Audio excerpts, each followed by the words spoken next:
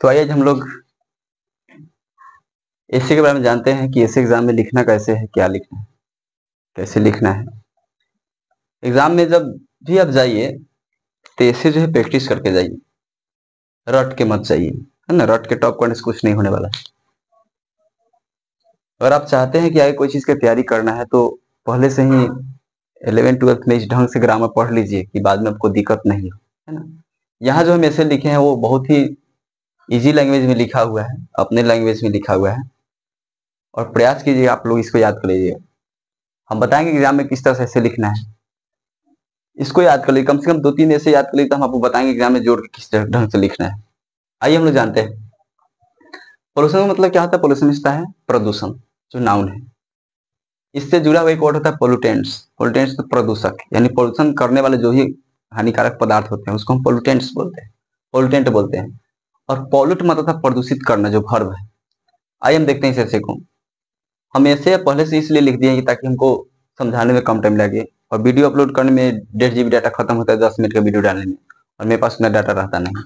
चल ध्यान दीजिए, pollution is the presence of harmful substances into the environment. यानी वातावरण में, एनवायरमेंट मींस वातावरण, वातावरण में हानिकारक पदार्थों का उपस्थिति ही क्या है, pollution. This harmful substances are called pollutants. ये हानिकारक जो पदार्थ होते हैं उनको क्या बोलते हैं, पोल्यूटेंट्स बोलते हैं, यानी प्रदूषक बोलते हैं। There are various types of pollution. जो पॉल्यूशन के विभिन्न प्रकार है, एक में से लेते हैं water pollution, air pollution, soil pollution and noise pollution. ये मेनली जो है पॉल्यूशन के प्रकार है। इसके अलावा बहुत सारे पॉल्यूशन प्रकार हैं एंड मोर में आ सकते हैं। Pollution is also increasing on daily basis.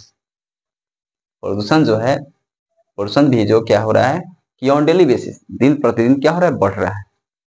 Due to increase in pollution, pollution वृद्धि के कारण most of the people are getting hazardous disease.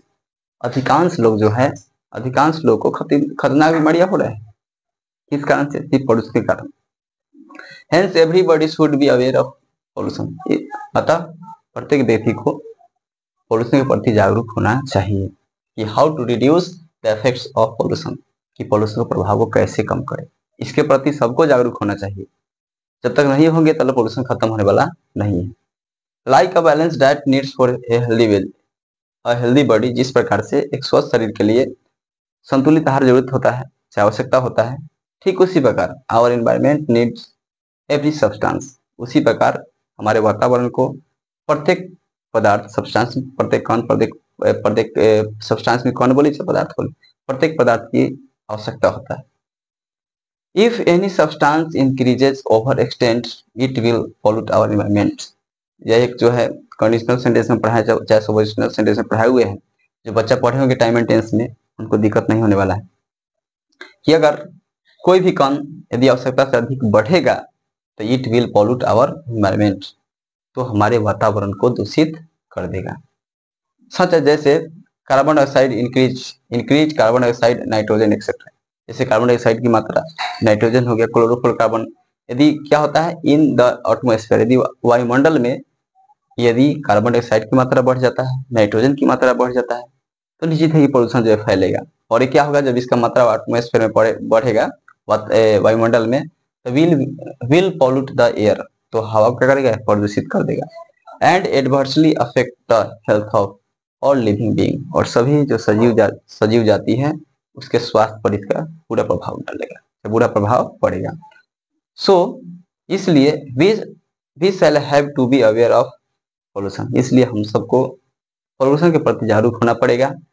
So that, ताकि we could have save the environment from pollution, ताकि हम लोग जो है pollution से वातावरण को सेव कर सके, यानी बचा सके।